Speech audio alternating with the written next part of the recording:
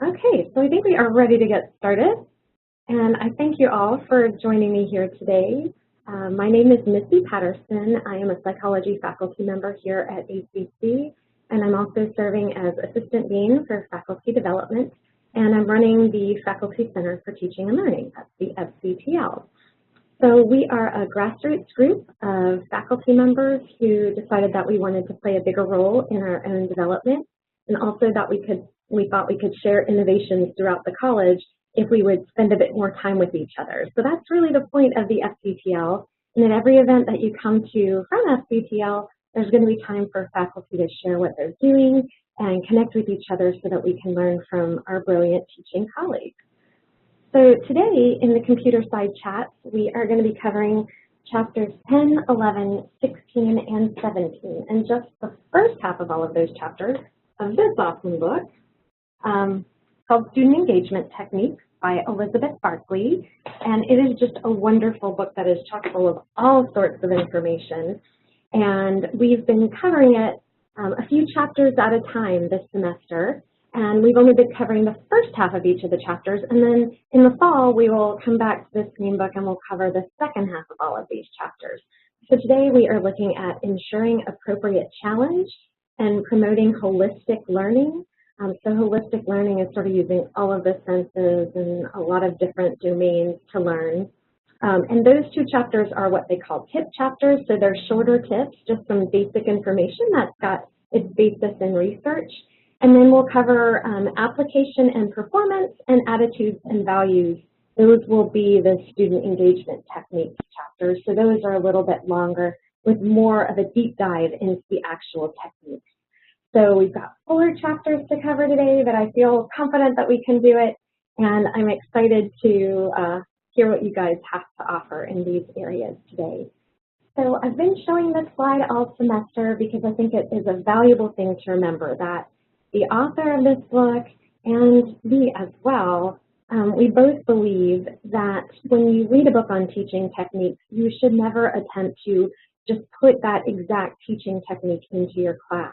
You know your students best, you know your course content best, and you know the little tweaks and changes that you're going to need to do. So if I suggest that something is done in groups, but you think it would be better done individually, that's completely appropriate. Share how you would change it. Because that's where the real gold is in these conversations, is when we start to hear people's ideas as they get exposed to these things. So I call it chefing it up because of this quote. Think about it like a recipe. You are always allowed to add a little more salt or even change the vegetable. I'm just saying. So do you feel confident that I would love to hear, and I think your colleagues would love to hear the way you anticipate changing these things up for your classes? So the way this session is going to work is that we will go through each of the chapters, either the tip and strategy chapters or the student engagement techniques.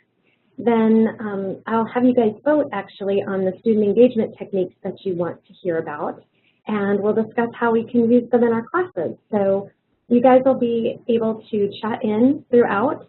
If you prefer not to have to type, you can unmute yourself. There should be a little microphone next to your name in the participant window. And if you click on that, it'll unmute you, and then you can just talk, and I'll be able to hear you. We just ask that after you unmute yourself so that you can speak, that you remute yourself to avoid all the crazy background noise and feedback that sometimes happens.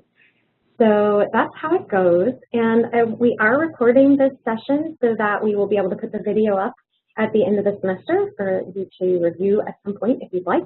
And also I always send the PowerPoints out to everybody sometime after the session, so probably tomorrow. So don't worry if there's something that you would like to see a little bit longer. You can always take a peek at the PowerPoints, and you can also ask me to go back.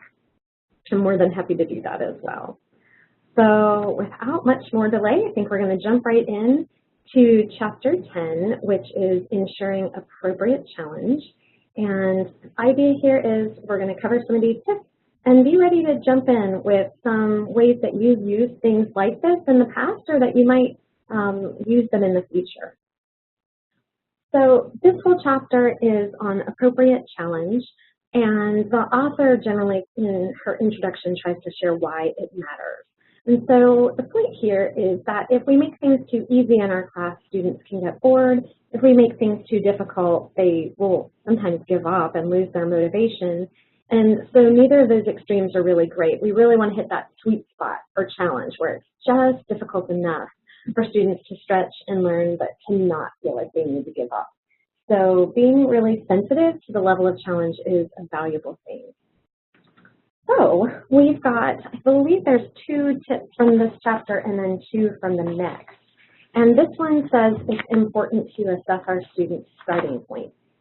So the idea is that if you don't know what information your students come in knowing, then it's really hard to figure out the appropriate level of challenge. So you have a lot of choices in assessing where your students are. You can pick a test that's used throughout your field. Many tests have, exams or things that are available that can measure accomplishment in a certain area. And you could use one of those if they're publicly available. You could also develop your own test. I sometimes will look at my learning objectives for the entire semester and give a test that examines a smattering of those to see what information my students come in with.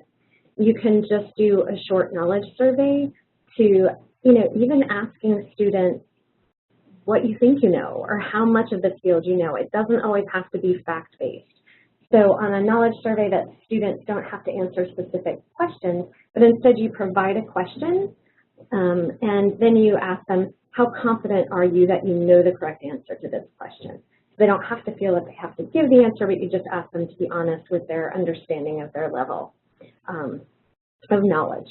So those are some things that you can use to figure out where your students start so that you can try to find the sweet spot more easily. What I'd like to ask you is, have any of you done this before? Is it something that you might consider doing?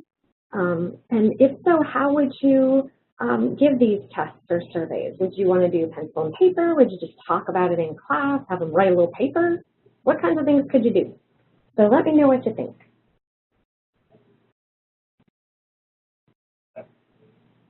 And again, remember you can chat in or you can unmute yourself if you'd like.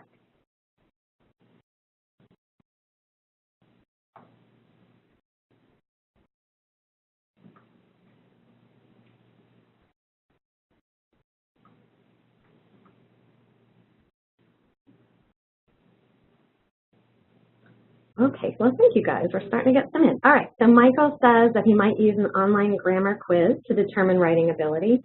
Yeah, there's probably a lot of those, so that would be great. And then you don't have to go through the effort of writing something up yourself. Zoe says that she hasn't done this, but she's thought about a little anonymous quiz about history on the first day of class. Yeah, because if I were in your class, you would discover very quickly that my history education stopped at the Civil War. And then you would go, oh no. But yeah, so I think an anonymous quiz is a great way to handle this because you don't have to know who's who. You just need to know overall level. So I think that's nice. It takes away some pressure. Kelly says that, oh, Learn Smart. Yeah, Learn Smart includes this in the ebook. And so students do self-quizzing and must answer whatever numbers that are correct that you determine. So that is something that's actually tied to the ebook. So after students read, they can have access to the quiz to see if they understood the material well enough. So it's a little different than where they come to class with at the outset, but it's also really, really valuable. And I've loved learning using Learn Smart and Connect and things like that, because they really give you a sense of topics that students are struggling with after they've done the reading. And that's super important because very often we think we know what students will struggle with, but after they've done the reading, maybe they need our support in other areas. So I think that's a lovely idea. So Terry says that she can use a test that's already been adopted. Very cool. And Catherine says, oh, she asked them what background courses they have. And then she uses online transcripts to sort them into groups. And so she's saying that if she had her own assessment, it might be more accurate. But still, just getting a general sense and that you're talking about this with students, I think is really valuable. Patty has been using concept maps to help refresh information from prior courses. So she knows prereqs, she knows what they should have had, and then she develops concept maps to help students assess, do they remember all the parts of these different concepts? I think that's really great. And then they work in pairs or small groups, and the students already know each other because they come from the prereq as a cohort. So that's really nice. So she doesn't have to work on building community at the outset. She's got that already, so she can spend some time focusing on getting them up to speed and making sure that they all share that same vocabulary and language. Joseph says that his department has an assessment test for intro to computing. And so based on that test, you can get an individualized lesson plan. Oh, that's so nice. And that's exactly on point with this. So that is super because then you're really teaching to the individual rather than just to the class. So I really like that. Yeah, and Patty says that they sometimes can help each other. So maybe they have different deficits in the information from the prereq, and working together they can clear up those deficits so they're ready to move on. So I think these are all really great ideas. Using assessment tests that already exist, trying to do something maybe that is a different form than just a test or a survey, but those concept maps. And then, using the online features of our ebooks. The students are paying for them already, so it can be really nice to use those. So a lot of great ideas, you guys. Thanks. All right, so we are going to move on to tips and strategy number 39. And this one is monitor your class pacing. And this is kind of in that same vein of assessing where students are, but that you can actually check to make sure once you've started, once you know where they began, once you've started, you can check in to see if you are handling the material in a way that's working for students. So a really famous way of doing this is with the minute paper, and you can really do it on any topic, but the idea is you don't want to give a bunch of time. After you've taught some material or even over the reading, you tell students, I'm going to give you a minute or 2 minutes tops to write down a response to this question, and then you just provide them the question. So here are some examples, like what is the most important thing you learned in this class? What important question remains unanswered? You can phrase it differently, but the idea is you want to get at how they're handling the material and where they feel that they need some help. And the author of the book suggests that you do this in the latter part of class, and after everybody has submitted their minute paper, you read the answers out loud. And I think that can absolutely be valuable. Another option is to just very quickly look through and maybe do a little tally of how many people mentioned this was most important or how many people mentioned that they were struggling with that. And then you can read those out rather than reading every minute paper out to the class. Oh, hi, Lynn, welcome. Glad you're here.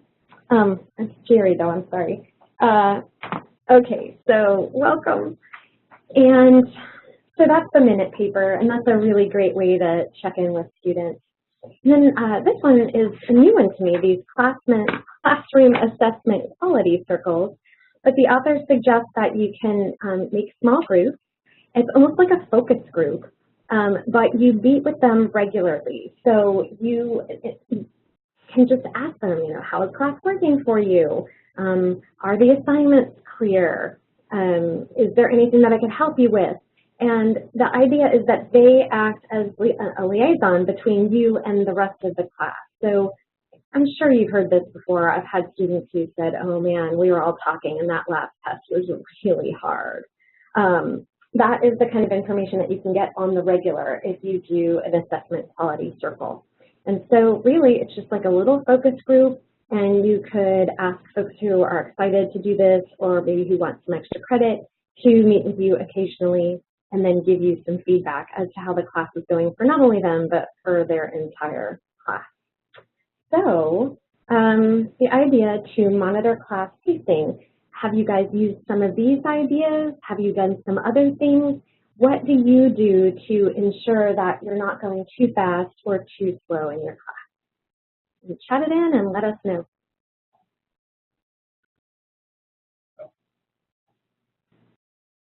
Oh,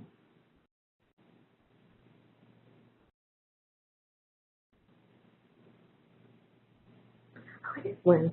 I don't know why it showed up, Jerry. Then I got confused. I thought you were Lynn.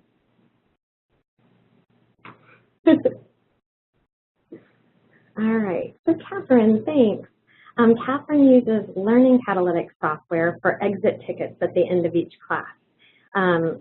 So she asks 1 to 3 content questions and then a couple of feedback questions.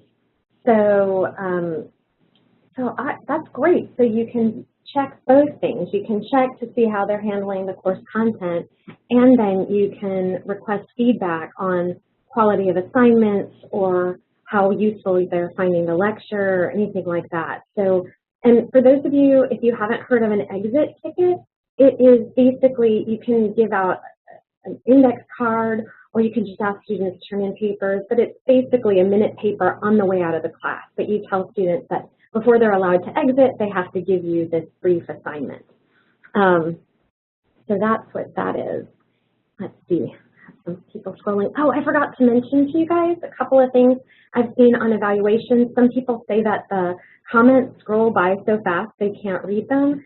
So one thing you can do is you can actually extend the length of your chat window. I find that helps me a lot. And the other thing is there is a scroll bar, so you can always scroll backwards. And as new stuff comes in, it's going to scooch it down again, but you can actually go back a little. So Zoe is liking the idea of a minute paper. Maybe have students exchange their papers and discuss. I love that. That really makes the time commitment less than if you are to read each one back. And I think it's a really nice idea because it puts the pressure on them. And I always love this quote, the one who does the work does the learning. So they're going to be doing the work because they're going to have a conversation over it rather than you reading it out. I like that idea a lot. Kelly likes the start, stop, continue method. Students write what they want you to do more of, do less of, or none at all, and continue doing things that are helpful. This is very much a feedback kind of approach, and it's really nice. So once you teach students this technique, you can do it rather quickly. And so you can basically just say, hey, you know, what do you want me to stop doing? What do you want me to continue doing? And so on, so that students can really take a role in determining how the class goes. I think that's a lovely idea. And it could also, she says, work for feedback on assignments and materials. Absolutely. So, you know, here's the way I wrote up this assignment. Give me some comments on how that works for you. So Lynn is also liking the minute paper or do a minute vlog. That is kind of awesome. Yeah, because then you get the video. And, you know, there are video recording components in Blackboard. So you could do that, or you could suggest other apps to students. But I find most of my students have some kind of video software that they already like. So that sounds like a great idea. I'm all about trying to give students different methods of assessment. So it's not always writing. And a vlog is a great way to give them a little time to be creative and not have to write everything. Catherine says she's loved getting feedback and it has enabled her to get ongoing feedback and be responsive to their needs. I think that is so huge. And once we teach our students that we care about their thoughts and that we are responsive to them, it motivates them to be more honest and forthcoming with their feedback. So it really is sort of like a feedback loop. Okay, so Michael says he asks questions to the class as a whole, but often gets blank faces. So he started waiting until students are in small groups and then asking, which works a lot better. It's so true. Students who feel intimidated by the material or just intimidated by the number of students in the classroom can sometimes shut down, and then we feel that they're not motivated or interested when really it's just a shyness. I have almost exclusively moved towards pairing students before they are asked to share with the whole class, because there's some empowerment that goes on when you share with just one other person that's not that scary, and then you feel bolstered. You're like, I'm good, I'm ready to go. So I think that's a great idea. Small groups, pairs, but respect the idea that it can be hard for students to just shout out an answer in a class, especially if they're new to that area. So Patty says she should have done more of this early in the semester, and she hasn't been doing anything like this, but it's, you know, it's something that you can add in if you think it would be of value. So I think that's a cool thing. So Joseph says instead of a minute paper, you could make use of something like Padlet. Yes, Padlet is awesome. If you guys haven't seen it, it is in the cloud and it's free. And you basically set up a wall, and then there are sticky notes that students can add, and they can add videos, and they could add text. They could, I think they can add, I know they can add images. But there's a bunch of different options once you plop a sticky note on the wall that you could edit it in different ways. It's usually set up so that whoever creates the sticky note is the only one who can edit that sticky note, but everybody can add to the wall. So it's Padlet.com, it's free, you just have to sign up, but then once you've signed up, you create the wall and you give the URL to students, so they don't even have to sign up for anything like that. They can do it on their phone if your students have phones, or you could do it as a take-home assignment. And once they have that URL, they can see how it's changing. So Lynn is talking about VoiceThread. Yes, oh my gosh, one of the faculty fellows this semester is using VoiceThread and is really digging it, so that's awesome. So Patty asked though, so maybe you guys will chime in on this, do you guys do this every class or how often? And Melinda mentions that she's used clickers. Clickers are another great way to check pacing. You can give a quick quiz question and see how many students are able to get it right. And I know I've mentioned these in previous sessions, but I'll go ahead and type them in anyway. There's a lot of them, but one is nearpod.com, and then another one is polleverywhere.com. And both of those are free and will allow you to do in-class polling using student devices. I do always caution people, not all of our students can afford a phone. So if you're going to use those kind of web-based clickers, you might want to have them do it in groups so that at least one person in the group has a device that they can use. Okay, so people are chiming in now about how often they do this monitoring of class pacing. Kelly says not every class, maybe 2 to 4 times a semester. But Kelly was the person who mentioned that she was using LearnSmart, and so she's already probably gauging pretty well where students are through that method too. What else, you guys? How often do you do this? And Patty, just so you know, last semester I adopted doing this every day.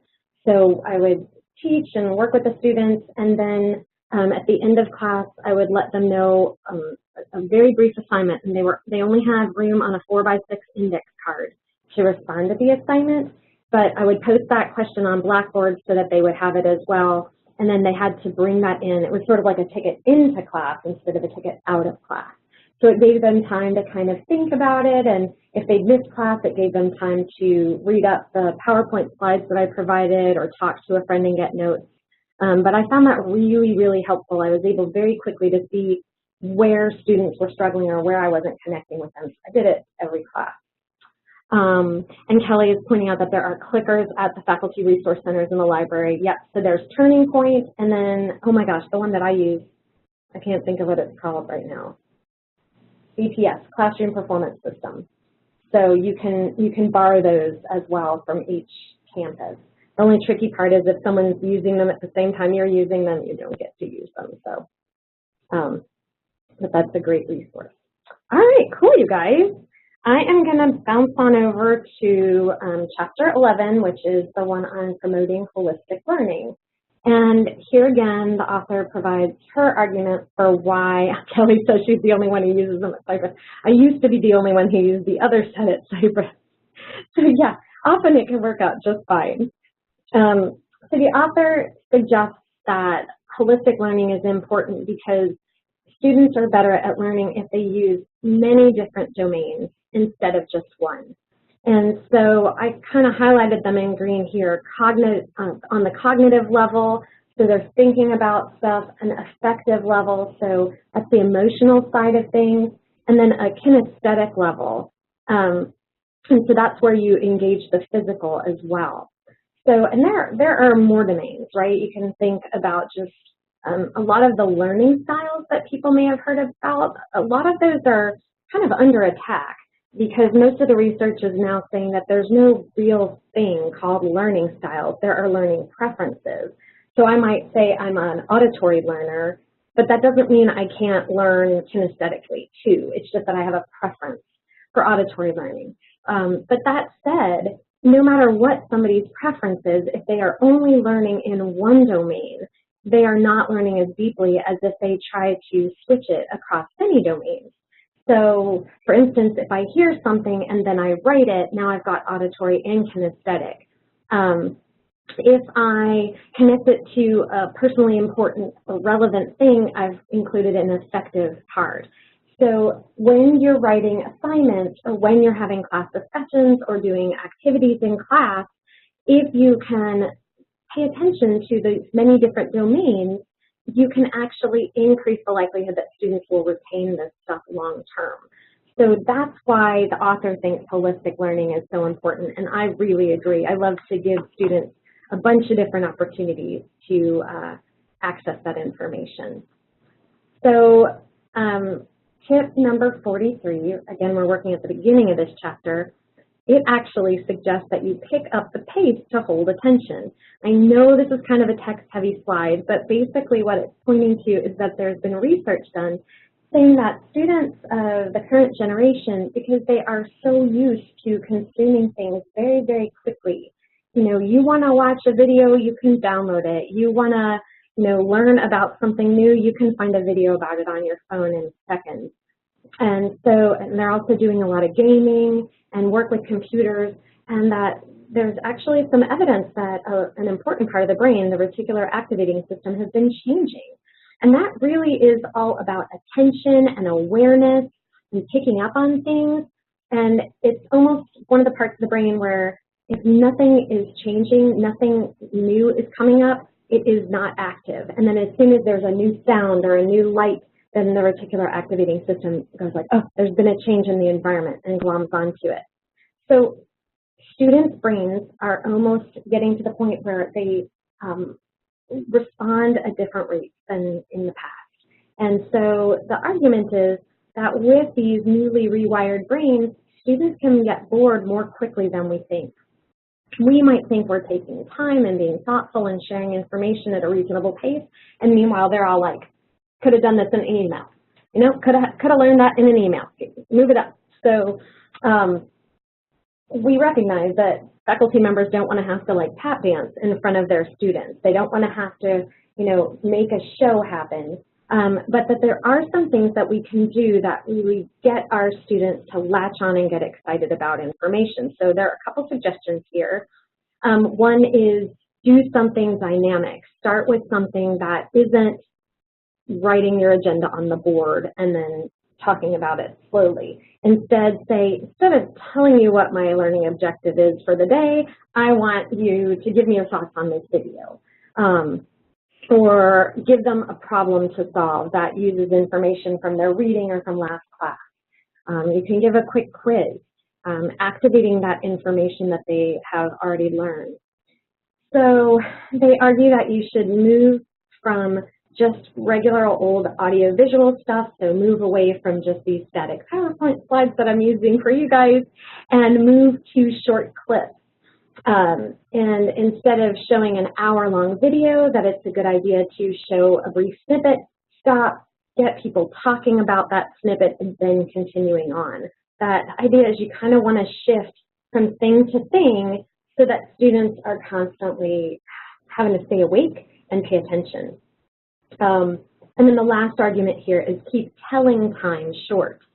So even though we might have some of the best stories and the best examples, research is suggesting that when we give too much of that to students, they're not inspired to come up with their own stories and connections. So if you keep the telling time, you keep the lecture time relatively short, then you have students do something with the information. And that's really the basis for the idea of active and engaged learning. So let me know what you guys think. Because I think this one could be a little controversial, right? Some of us have the sense that our students aren't even keeping up. And if we're assessing how the pace is working and we're finding that it's good, picking up the pace might be the wrong advice. But there is something to this, and students really do seem to really get attracted to information that's presented differently. So let me know your thoughts, and let me know what kinds of things you do to keep them from getting bored in class.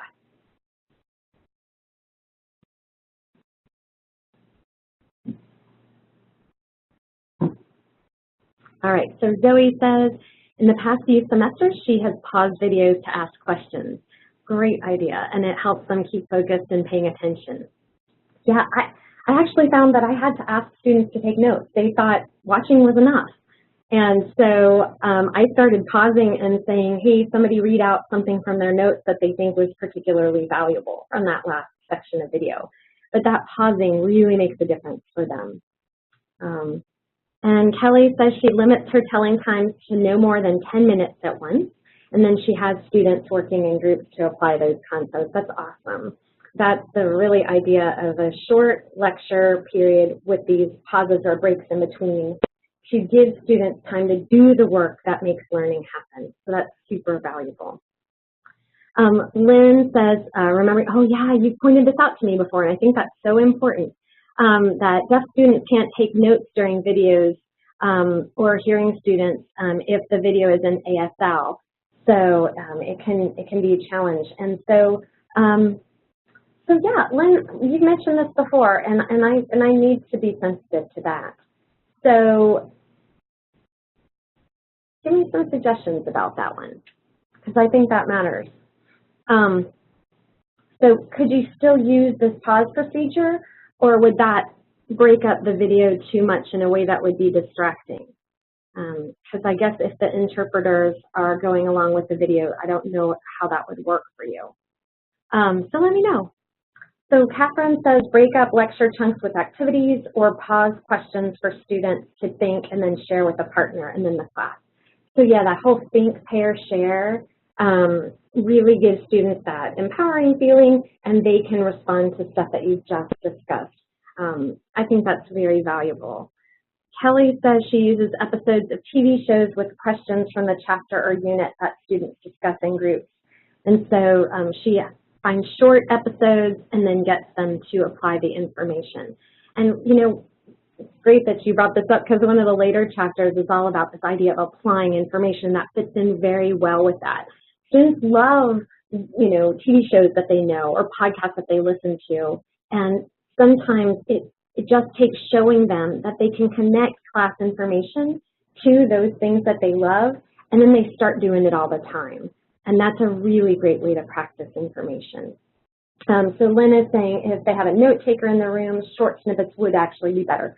Okay, cool. So that's something to be aware of, that the short snippets, there's something later on in this that we'll be talking about universal design. That maybe is an example of universal design. It works for everybody. It makes everything more accessible, those pauses. So Patty says when she sees the class getting bored, she asks a question and lets them discuss with their neighbor, or she asks if anyone has an experience related to the topic of the day. And they often have a good story to share. And that's so nice. And when students can connect information to their own lives, they have a hook that enables them to remember it in a way that's completely different than if you tell them a story. So that's really a great idea. Michael uses Monty Python, I love them, a Monty Python short argument skit that discusses fallacies with humor, and then it leads into a discussion of logical fallacies. I know, Patty, me too. I want to take Michael's class. If you show Monty Python, I mean, come on. So yeah, giving them something that's funny, that's going to really integrate that affective domain, and then they're going to have that cognitive domain as they think about it. So I really think that's a lovely idea. I'm going to just put a little shout out here. If you guys go to the, oh, no, Robert, maybe you can tell me, do you know what the URL is for the ARC? I'm going to type something in real quick to you guys. We just started something new. I think it's SCTL, but I don't know. Anyway, it's called the ARC, and it is supposed to be a repository of information. I've been sending it out in the Wonderful Weekly, so you may have seen it. But the whole idea is it's password protected and just available to ACC faculty members, and you can upload sample assignments or sample activities and tag them by the, by your area or the type of assignment. And the hope is that we're going to be able to share. Oh, thank you so much. Courtney just texted it in. Perfect. So that's the URL, and you just have to register to, get a password, and then you can add these things. But one of the things I really envision that I think would be awesome You know, Michael just mentioned this Monty Python short argument skit. Well, think about how many people would love to use that if they're discussing logical fallacies. So you could put the URL of that YouTube video in the ARC and share how you use the video in your class. So I really think it would be great because I know that my colleagues have found videos that I've never even seen before that I would love to use in class. So consider taking a minute to put some things up on the ARC. And right now, shameless plug, every time you add something to the ARC, you get entered for a $100 gift card. So that's kind of awesome. All right, I'm stopping with the plug. Ixnay on the UGG play. Okay, so we're moving on. We're picking up the pace to hold everyone's attention. So here we are at that idea of using principles of universal design. So universal design is supposed to make things accessible to everybody. And so, you know, there's physical examples and then there's examples on teaching as well. But one of my favorite examples is that, you know, the cutouts on sidewalks. There used to almost be none of those. So you would come to the edge, there would be this hard curb, and that would make it hard for a person with a mobility impairment to be able to get up and down from the curb. So they started doing the cutouts on the curb where now there's a nice ramp that goes from sidewalk to street when you need to make a crossing. And this is considered universal design because it helps people who might have a mobility impairment. It helps people who are pushing strollers. It helps people who are roller skating, and it doesn't hinder people who are not doing any of those things. So universal design is really about accessibility. I've put a URL here. Washington University has some really lovely stuff about bringing universal design into the classroom. So I encourage you guys to explore that because what I have found is, and I think Lynn is right on. Captions is another great example. You know we're supposed to, if we are showing videos in class, we're supposed to have them captioned. Now, YouTube has a lot of caption videos. We have closed captioning services here at ACC. But it turns out, and I'm sure you experienced this, if you're eating crunchy food while you watch a video, you find captions awfully helpful too, or if people are speaking too quickly or whatever. So it's universal design in that it can help everybody. So thanks for that example, and I appreciate that. So think about all the different things that your students bring to the table and try to create materials that make use of a bunch of different domains so that if they have limitations in one domain, it doesn't matter because they've got other domains, that they can work in. So the argument here is try not to be a repeat offender. Don't do the same thing all the time. So lectures, they're not bad, they're good things. Lectures are valuable for students. So do a little lecturing, do some discussions, do some videos, do some printed handouts, you know. But don't just always put something on a printed handout. Don't always lecture. Don't always show videos. The idea is that the more different things that you are using, the more likely it is that you are hitting people where they learn best. So those are some ideas about this issue of universal design. I will mention that one of my favorite things to do is called the gallery walk. And it's basically this activity where you hang up posters and students walk from poster to poster and have some kind of interaction on each. And I love that. And then one time in a Computerside chat, a faculty member said, well, what if a student can't walk? How do we do the gallery walk now? And so we started talking about, well, what if you have some people who don't have mobility impairments who carry large pieces of paper from group to group so that they're like, okay, when I call switch, you guys have to switch those in a clockwise pattern and then everybody gets access to the posters, but they don't have to move. So that's an example of switching something up, making use of universal design. So what do you guys think? How might you already be demonstrating or how could you demonstrate universal design? And then it might benefit even more students than you expect.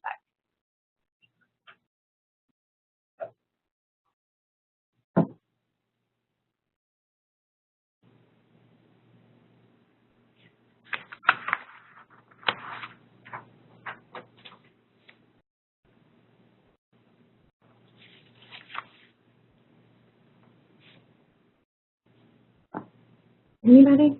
This might be one that we're not as experienced with. I don't know, it is a new thing to a lot of folks. Oh, Kelly, thanks. Kelly says she uses a variety of materials, so videos, handouts, short lectures in each class. So she's always mixing it up. And that she captions her videos. Yay! That's awesome. And you know what? Especially if you're in a field that has some unfamiliar terms, just like Lynn said, captions can really help. Because if you just hear a word spoken and it's a term that's particular to your field, students might struggle with how to spell it and things like that. So if you have it captioned, it can really be helpful.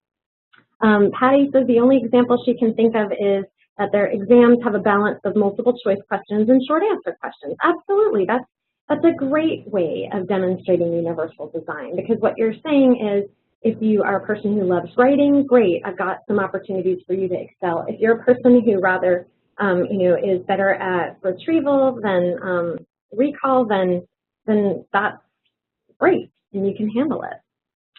So Lynn says for students whose first language isn't English, good point. Yeah, if they're getting used to the language, being able to see it could really help. So, okay, all right, Lynn, I gotcha. Okay, well, let me move on from this one, and hopefully you guys will think about this a bit.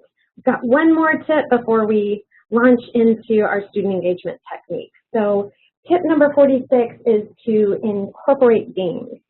And the idea is that a lot of our students are gamers already. And so there is something about gaming that appeals to them, that they find enjoyable and motivating, because most people do not have to be paid to play video games, right? And this one killed me. This research from 2003 said that 32% of students played games during class that were not part of class. This is one of the reasons I limit devices in my classroom. But the idea is, if we know that students enjoy games, how can we harness that enjoyment to make them successful in class? So can you create games in your classes that stimulate discussion or thinking? And the big deal about what makes something a game is that it has rules and goals, and usually there's some level of fun and some level of challenge. You know, a game that's too easy, no one's going to play it. So you can turn your content into games just by ensuring that there are some rules, that there are some goals, and that it's fun. So think about how you might use a favorite game to teach, or you can even challenge students to come up with games. They're going to know stuff that, games that we don't play, and so they can suggest games that might be valuable. Oh, Catherine just mentioned Kahoot. My students introduced me to Kahoot. I didn't know about Kahoot. But it's super cute, it's online, it's free, and it's very colorful and allows you to pit groups or individual students against each other as they work through material in class. It's tons of fun. So that's awesome. Oh, Michael, I'm sorry, I missed. Michael says he wants to do more mixing up, which may be even more helpful when the subject is perceived as not so interesting. Yeah, so engaging that universal design can help even when it's just that it's material that students aren't, drawn to immediately. Okay, so let's see. Carrie says that she uses Hangman, Jeopardy, and Wheel of Fortune type games. That's awesome. So you can really have a lot of fun with it, and you don't have to play a whole hour-long game. You can do a relatively short one. Lynn says that she played Jenna. Oh, Jenga. I'm betting it's Jenga. They have labels with topics on each block. They pull in. If they're successful, they make a question for the other team, and that team has to answer. That's so awesome. I never thought of using Jenga in class. That's hilarious.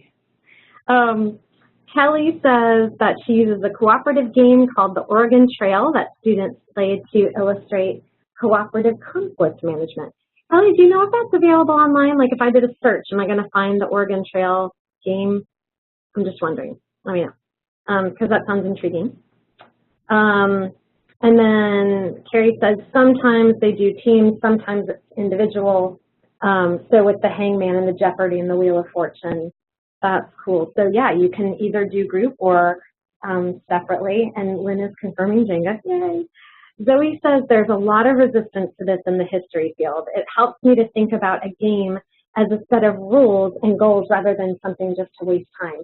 You know what, Zoe, I got to go to a demonstration at South by Southwest EDU from history professors, and apparently at UT they have a signature class that students are required to take, and oh my gosh, it's making me nuts, I can't think about it, but it's something like experiencing history, and it is basically a role-playing game. So they have all of these instructor materials set up, and they give you information, and so if you are working on some conflict in Roman times, some people are going to be emperor class, and some people are going to be servant class. Anyway, they give you all of these actual names from history. Each person has to basically read up on what their job is and what their life was like, and then they have to work together to accomplish some goals. So in the one I was in, they had teams, and we were all trying to do different things to keep people out of the village or allow people. Anyway, it was amazing.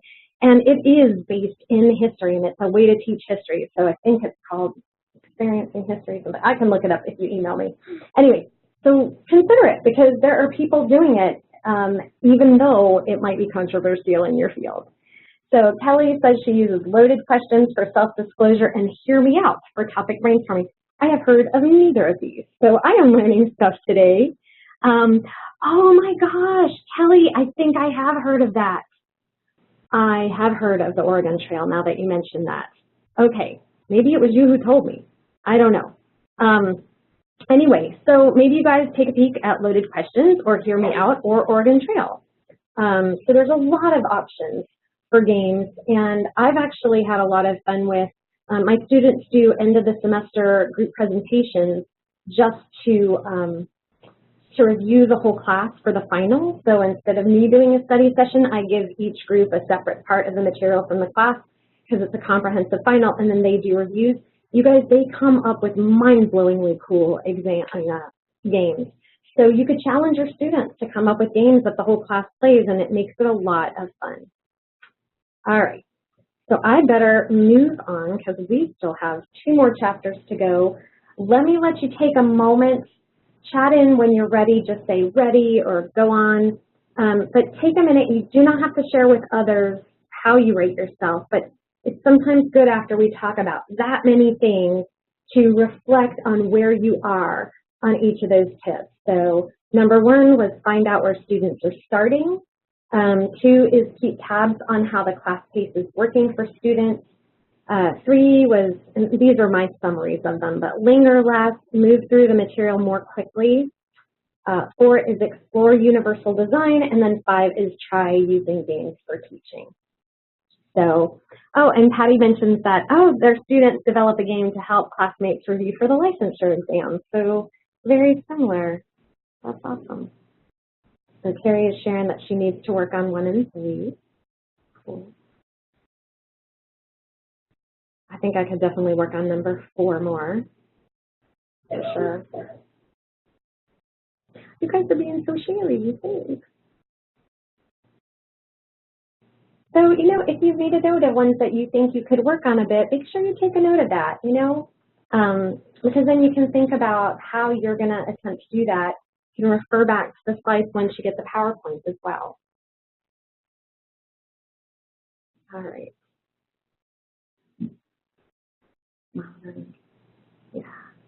So this is interesting, and what I love is I'm seeing a real difference in the areas that people say they need work on, and that to me is why these kinds of things are so valuable, because you might need help on number 2. I might have that down, but I might need help on 5, and you can help me with that. So think about the power of connecting with your colleagues and learning from them, because if you share with a colleague, hey, I really need some work on figuring out how the class pace is working, do you do anything? That's a great conversation starter for a colleague. So consider that. All right, so it looks like I've heard from most of you. I'm going to go ahead and move on. Okay. And what we're going to do next is move into the last 2 chapters, and these are the ones with the student engagement techniques. So just briefly, to know what each of the chapters is about, then I will give you some techniques, And you guys are going to vote on the ones that you are most interested in. So Chapter 16 is on application and performance, and these are all engagement techniques designed to help students use their newly acquired information from your class. So as we all know that if you apply information or you perform a skill, your retention is going to be much better than if you don't. And then Chapter 17 is on attitudes and values. And the argument there is that if you can connect course material to your own feelings or your judgments or your values, that again, that serves as another hook to remember the material more effectively. So trying to connect information from class to students' own worldview can be a really valuable thing to do. So here's how we started doing this. I'm going to just put up these 3 student engagement techniques, and I am going to open a poll. I think, if I'm not mistaken, all right, I just opened the poll. I think this time I have it set up so that you can actually pick more than one. But please humor me and don't pick all 3. We need to have a way to pick the ones that are most important to you guys. So pick 1 that appeals, pick 2 that appeal, but don't pick all 3. So I'll let you take a minute to read over these sets, and then you guys can click in on the poll with which ones you want to hear about.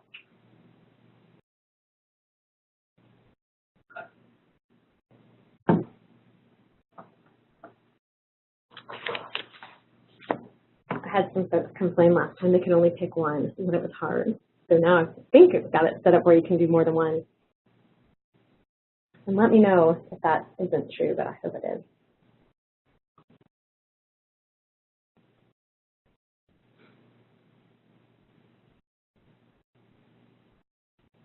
All right. I think that's everyone. If there's anybody who hasn't gotten to do it yet, maybe chat in real quick and just tell me you need another second. But I think we have 3 helping computers, and I think we've heard from everybody. All right, so I'm going to close the poll, and then I'm going to display it to you guys. Okay, hopefully now you can see them. Can you see them, Robert, the poll results? Okay, perfect. All right, so the poll results should be up, and I'm going to take a minute to write down y'all's responses. It looks like the big winner was number 31 with 6, and then 29 got 3, and 30 just got 1. Poor 30. Okay, so we're going to go on to the next poll. Give me 1 second. I'm going to hop over to this next slide. So this is from Chapter 17. So you guys can take a peek at that. Is it okay? I'm going to have to close, I think, that poll so I can open the next one. Let's see.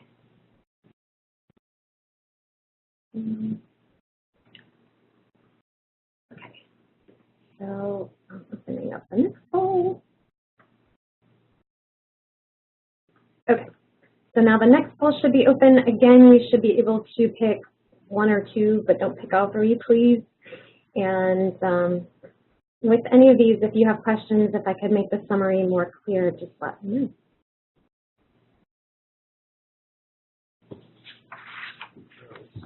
Oh, I think there was a, yeah, that's fine. I think you closed the second poll. Oh man, y'all, I messed up. Okay, hold on. Restarting. How did I do that? Close poll. No, it says it's open. Okay, that's weird. So it says it's open, but no one's doing anything. Hold on, let's try to do this again. New poll. No. Okay, let's try this again. I've never had that happen. Okay, so open poll. Okay, let me know if this one works. Okay. Are there, if someone can just chat in and let me know if there's boxes now. So. Okay, yes, people are doing it. Yay. Oh. No? There's not a box on this one. You actually just have to select what you want and then press submit. Why is that the case? That's very weird.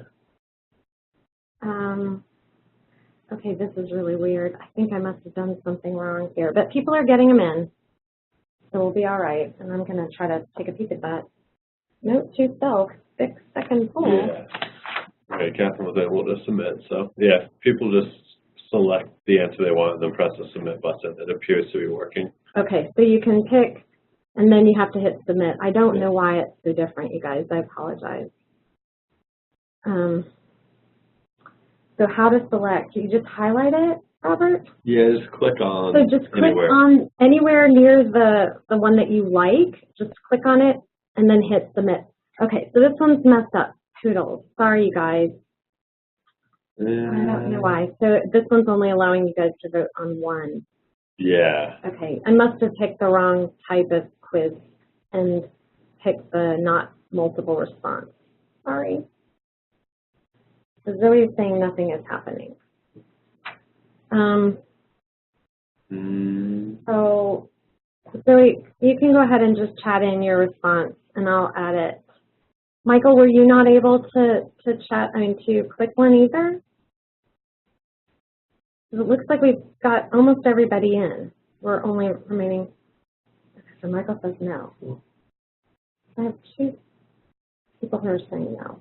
Okay, so both of y'all picked 35 there, so I'll just add those in. Okay, I'm going to close this poll. Note to self, check your text before running it. Okay, we're closing the poll. I'm going to show you the results. And, okay, that's weird. It's not showing me anything. It's acting like nothing is there. Huh. Okay, here's what we're going to do. It's showing a bar graph. Y'all, that is so weird. I swear I did it the exact same way. Hold on a second. Let me try to do this. No. No. Okay, let's see if I can do this. Multiple answer, multiple choice, multiple answer. Why is it doing it this way? Okay, well, yeah, you guys just chat in on this one. I do apologize. I was trying to edit it up and I can't even figure out what's wrong with it. So, I don't know. So, oh, that's weird. Okay. All right, so I'm going to just hand do this. So Michael voted for 35, and Zoe voted for 35, Catherine for 37. Yeah, Kelly, I'm getting no responses as well. I've never seen it do this. It just wanted to make the last chat a little challenging. So we've got a 36 and a 37. So by my count, 37 is the winner with 3 votes, and then both 35 and 36 have 2 votes each, if my math is right. I think it is. Let's see. Yeah, okay. So thank you guys. I'm sorry. I appreciate you bearing with me on that one. All right, so let's take a peek at 31. So this is back to the first chapter that we were reviewing. Okay, so you guys picked directed paraphrase. And on this one, it says, students translate information in the complex vocabulary of the field into simple terms. I really am glad you guys picked this one because I like it a lot. The idea is you do a mini lecture or you have students do a reading and you pick a concept or a theory or a skill or a topic that students have just learned. And it should be something that's rather complex, and especially that the language used to explain it in the textbook or in the writing is really, it's your content area specific or it's kind of advanced level of language. And then you can pick yourself or you can offer it up to students, pick an audience. Who would you like to try to explain this to and describe who they might be like? So you could imagine trying to explain it to your grandparents or imagine trying to explain it to your best friend or something like that. And then the way that you go through the process in class is you explain to students that they should try to teach the information they've just learned, but in a language that's more accessible to the audience that you guys have selected. And so you have to have them summarize it and convert it into easily understandable language instead of just repeating back. Now, I don't know about y'all's field, but I find that students often will think when I ask them, did you understand, they think just parroting back to me will be valuable. And I've even had students show me their notes, and there they've taken their notes, and I ask them to read back their notes to me and explain what they mean, and they can't do it. Because what they've done is written down the words from the class that are brand new words to them, and they have no idea what they mean. And they think because they just copied it off of a board or they copied down what I said that they're golden. So I think this is super valuable because at the end of this, you make sure that their translations or their summaries are actually correct and really connect back to the thing that you shared with them at the beginning. So this is directed paraphrase, and it gives students a lot of opportunity to make some choices for themselves, and I think it can be a lot of fun. I'd love to know your thoughts on it. Gut check. 1 is the rating you'll send in if you think this just doesn't really seem right for your field. 5 would mean you love it. 3 is something in the middle. So chat in your response to this, and if you're picking a high number, if you think that you might like this, maybe let us know what topic might you try to present in this way. What is an area of class where you think language is a stumbling block for students, and how might this help? So we've got some 5s and some 4s. Melinda says this could help ESL, ESOL students too. Absolutely, especially if they're learning a new language. They could try to translate it into simpler English or into their home language if they're able to do something like that. Okay, so Zoe is saying that she could use this with primary documents. Absolutely, because students so often, they can really be nervous about looking at a primary document because it is so deeply entrenched in the language of the field. And if you can even just give them a paragraph from a primary document and ask them to not only read it, but comprehend it and then teach it, I think that could be great. So Catherine mentions energy metabolism. Is that something that your students currently struggle with because of the language associated with it? And Kelly says, ironically, the chapter on language, it's one of the most complex. So there are language terms that maybe students are unfamiliar with, but they think that they know them because, sure, I wrote it down, that means I know it. Cool. So Michael says, sounds great for writing research reports where paraphrasing is essential. Yeah, and you know, in a technical writing class, that would be a teachable moment to show the difference between paraphrasing and plagiarism, right? You know, hey, here's how we teach when we plagiarize, and here's what it looks like when we've actually paraphrased and credited. So I think that would be really nice. So Catherine's saying the science of energy metabolism, more chemistry. So is that the whole Krebs cycle thing? Because I remember that being like, okay, Kelly is saying concepts like the triangle of meaning and the Sapir-Whorf hypothesis create issues. Yeah. I find students really like that Sapir-Whorf stuff. It's pretty cool, but yes, giving them the chance to be able to summarize it, because I do seem to remember that sort of the definition for the hypothesis is a little bit verbose. So cool. Patty says students often come up with great metaphors to demonstrate concepts. Ooh, metaphors. I was teaching about the vestibular system and crystals on the inner ear. Just dealt with vertigo last week. Girl, I'm not kidding you. So the crystals that can come loose, a student said, oh, the crystals are supposed to stick like a blizzard milkshake when you turn it upside down. Oh my gosh, that's awesome. So that then you wouldn't get dizzy, but then if they move around, you're in trouble. And so Kelly says she also has a video that she uses to illustrate Sapir-Whorf. That's awesome. So yeah, metaphors are a great way to do it. And you, especially if you teach using metaphors, you can challenge students to develop their own metaphors and point out you need to use a metaphor that's accessible to the group that we're trying to share this with. But I think that would be lovely. So not only just switching up the language, but switching up the imagery or something. That's awesome, you guys. Anybody else have a suggestion on this one? Directed paraphrase? Catherine, you didn't tell me if that was Krebs cycle, because I'm wondering now. It's been a long time. Okay, so let's see. We have one that is 3 votes on this one too. So I'm going to go ahead and take a look at number 29 as well that you guys picked. 29. Okay, so this is the Contemporary Issues Journal, and this is essentially what we had talked about earlier, where you get students to make a connection between something out there in the real world, a video that they've watched, a news article that they've read, and course content. So that's what this is about.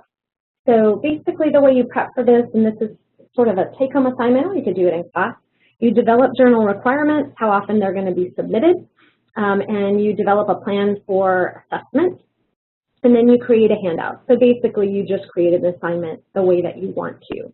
And then the assignment should have asking students to monitor the news or their favorite social media, and keep an eye open for topics that are related to the class. Give them the handout, explain a little bit, and then the idea is that this is something that can be done throughout the semester, where students can turn in, oh, well, we talked about this in class, and on my Facebook feed I saw this, and I'm connecting them because of why. I have done this also without just contemporary issues, but sometimes just personal experiences, and that can be valuable too. We used to just call them portfolios in my intro psych class, and students would come to me years later and say, look, I don't remember everything from your class, but the stuff I wrote portfolios on, I can still tell you my portfolio example, and I can still tell you how it relates to class. And some of them really stuck with me too, and I can use them in future classes for examples. And you guys might find that valuable as well. You know, if you can't always keep up with all of social media, if your students are curating that information for you, then you can sound like a whiz when you share it with your next class. So, all right. Oh, so Catherine's getting back to me. Okay. All right. It does sound complex. Yes. I think you should absolutely try that summarizing technique. All right, so again, gut check on this one. 1, you're not really a fan. 5, you really think this sounds like something that fits well with your area. So Joseph, thanks for chatting in. Joseph gives this one a 5. Current topics applied to the subject always create conversation and engagement in the class. So that sounds great. We got some 2s. We got some 3s and 4s. Maybe the 2s are because you feel like your area doesn't show up in social media all that much.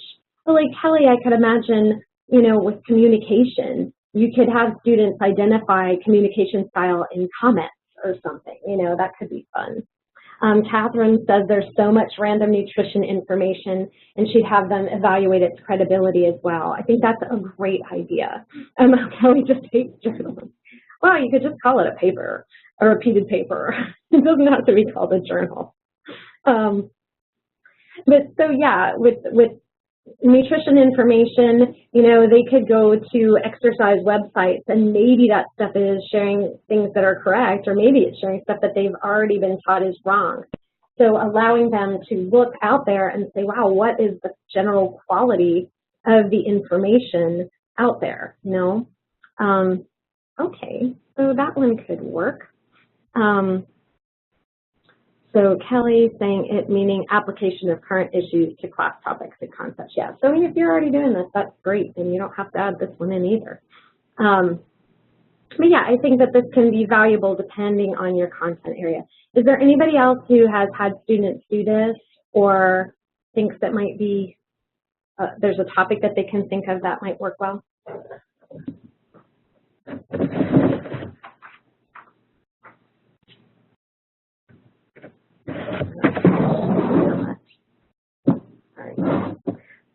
Melinda said she's asked students to imagine the topic as a Facebook discussion.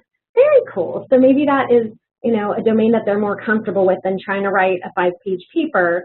But if you say, hey, imagine this was a Facebook post, start a comment thread on it. I think that would be really cool. That's a really great way to get students discussing in a context that they feel more comfortable with. I really like that. I had a colleague once who said that students struggled to keep notes or take notes while in class, and so he challenged students to imagine that they were texting, so to take notes by text, almost like with all the abbreviations and stuff that they would use, then it might make it go faster. I don't know. I just thought that was kind of fun.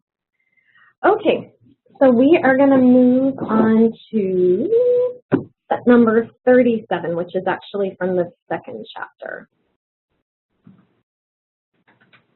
37, I think this is going to be it.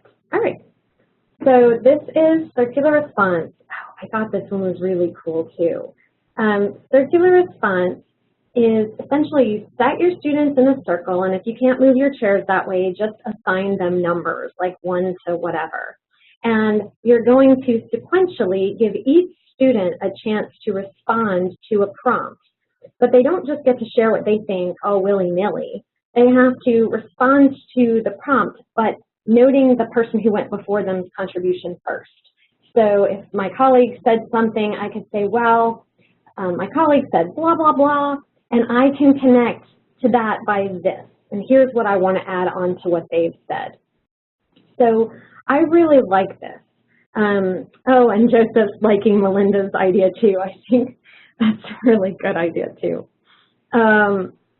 So the preparation here is you create a question that is open-ended and encourages divergent thinking. So you've got to find something that doesn't just have one right answer, because as soon as you pick something that just has one right answer, really you can only get one good response and then you're done.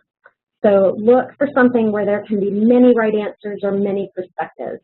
And then decide how you're going to present the question. You can write it on the board, you can make a handout, you can put it up on PowerPoint. So just have a plan for how you present the question. Then you arrange the students in the sequential order and you share the method with the students. So the way it's going to go is you respond to the prompt, and each person has to summarize what the person before had said and then connect their comments to the summary they've given. And you can let them know that to encourage a sharing of time, if someone is going on too long, that you'll give them a hand signal and like, you're getting the boot, keep on going. That one thing that I thought was really valuable about this is this one part of the technique that they encourage you to start with a student just next to you. To your right, they say, or whatever. The point being that that first person has a really easy job. They just have to respond. They don't have to summarize. And it can be valuable for then you to go next to demonstrate what it looks like when you summarize the person who just went and then add on yours. Now students have a good model for how it should go instead of you just going, just summarize. You know what I mean?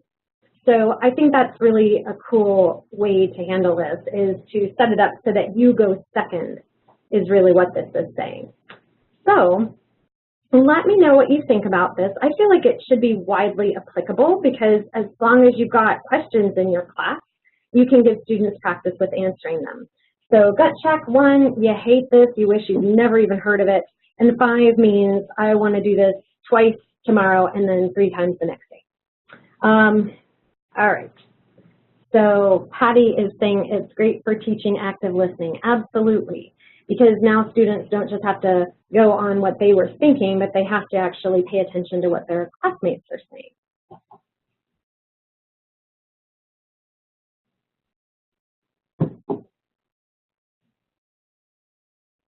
All right, so Billy gave this a 1. I would love to know why, if you feel comfortable telling me.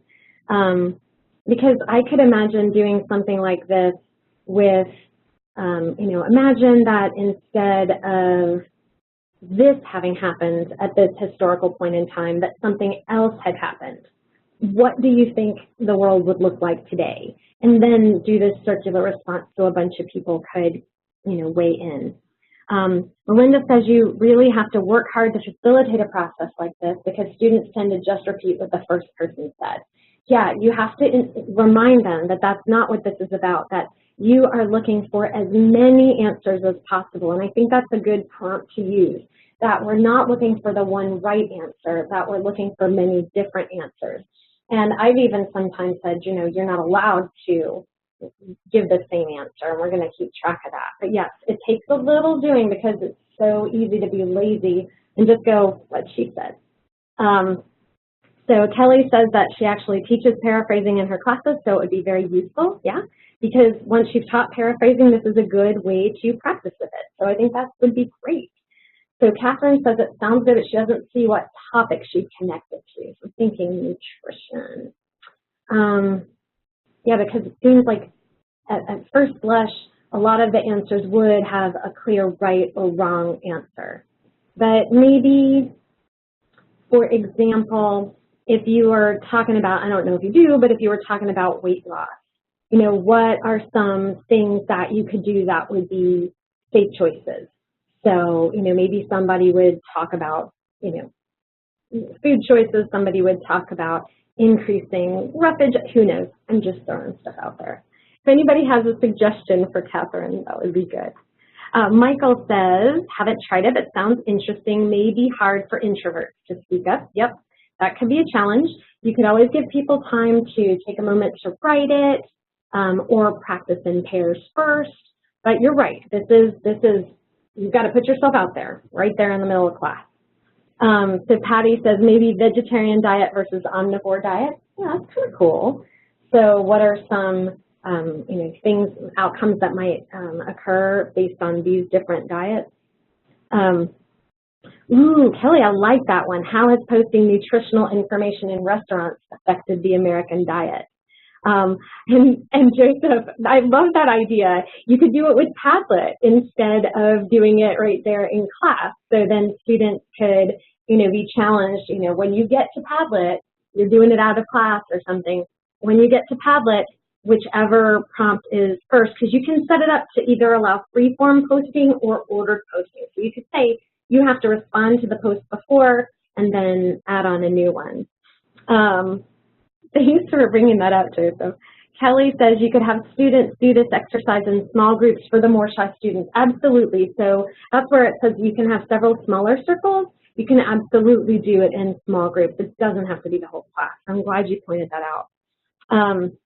So Catherine's saying maybe in small groups, and Joseph saying students love Padlet. They totally do. I actually use it in some of the workshops I do because kind of everybody loves Padlet. It's just a lot of fun, and then when you're done, you have this document that you can look at and use as a study guide. So it's super cool. All right. So any other thoughts on this one? Melinda says, maybe hard for students who need to translate the discussion into their language and into English. This semester I have a student who has to translate phrases and terms into Korean and then he responds. He actually uses a language translator in class. Absolutely. So as always, you guys know your own students best. And if that kind of speed of response would be a challenge, that is something to be aware of. And you could maybe do something creative, like let that person go first. You know, if you know in particular there's somebody who struggles a bit with English, you could maybe let them be the first person, because then you can say, everybody take a minute, formulate your thoughts. They could write a response, have time to translate it, just say it out, and then you could tell them to pick one person's response, and it doesn't necessarily have to be the right next to them, but since they'll be the last person, they can pick one person's response to summarize. I don't know, that might help. But still, it's kind of an on-the-fly thing. No, Kelly, Padlet's free. I don't know the $12 a month. Maybe that's some kind of unlimited something. Maybe you get cooler backgrounds, but I've used it for years and I've never paid for it. So, yeah. Okay. All right, so we've got about 7 minutes. Let me know where you guys are. Do you guys want to try for one more strategy, or do you want to kind of wind things down? You guys let me know.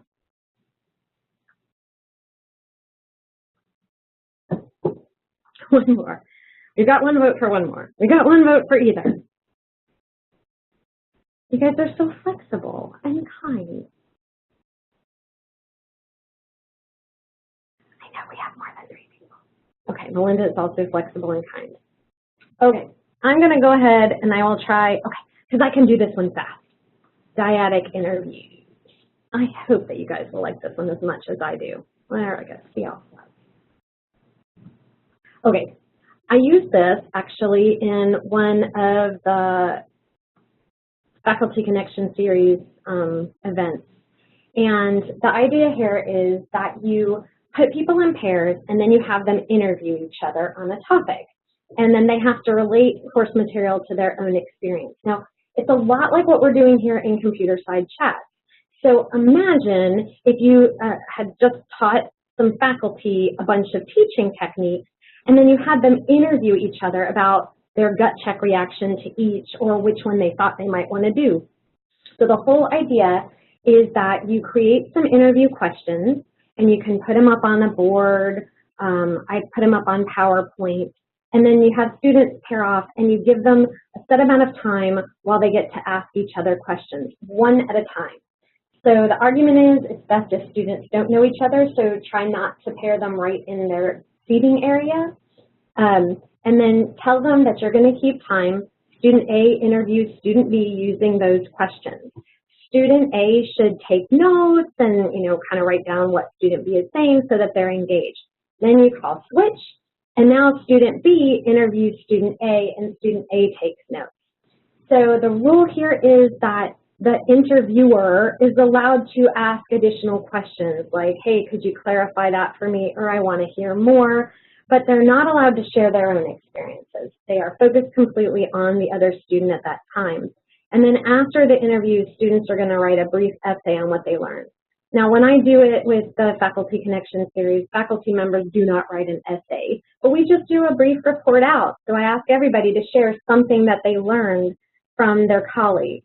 And we tend to be more succinct when we're sharing somebody else's feelings than our own, where we can get a little long-winded. So it actually, I think, as a report out, has a natural self-limiting design, which I really, really like. So you can collect and grade essays if you want, but that's more grading. And I just tend to like doing it as a report out where people just share what they've heard.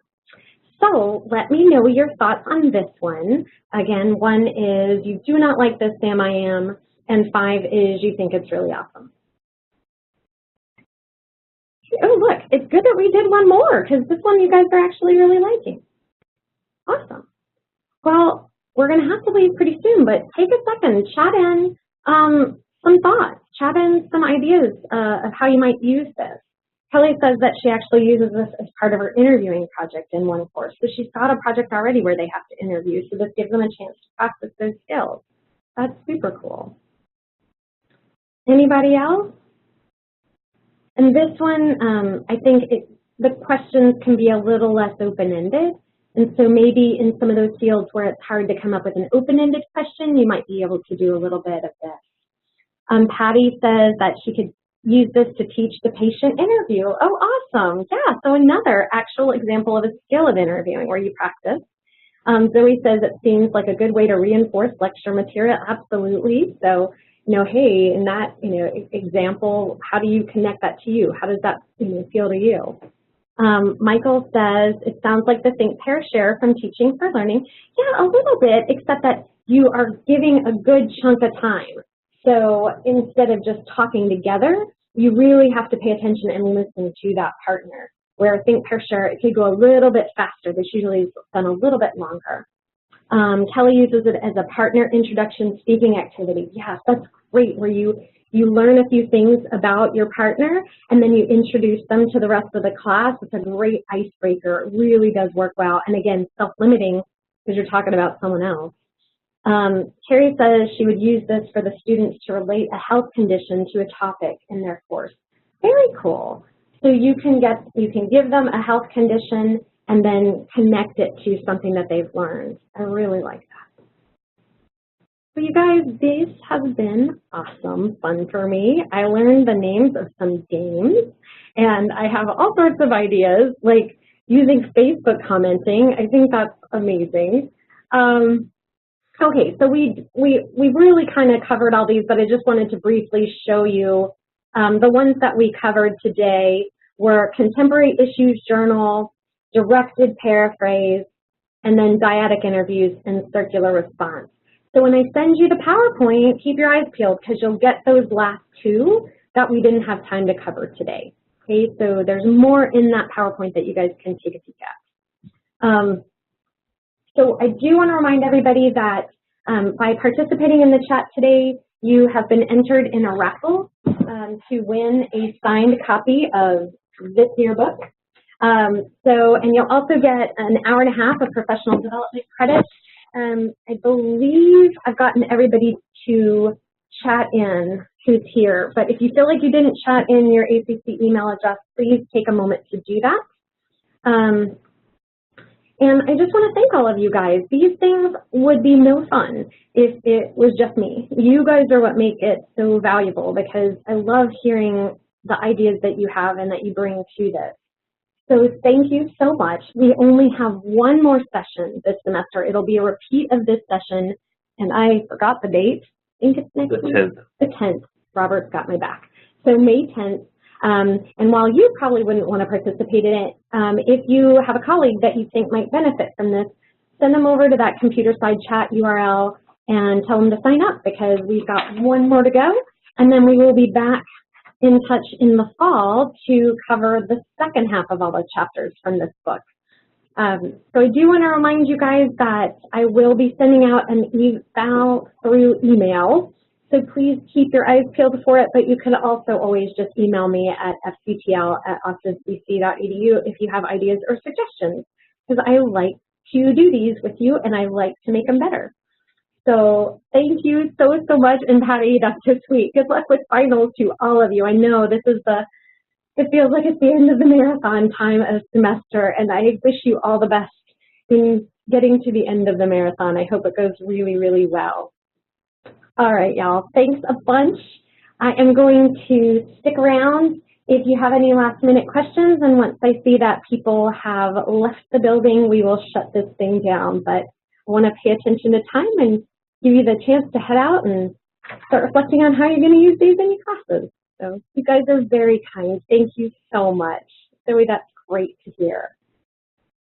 All right, you guys have a delightful day, and go forth and teach awesomely.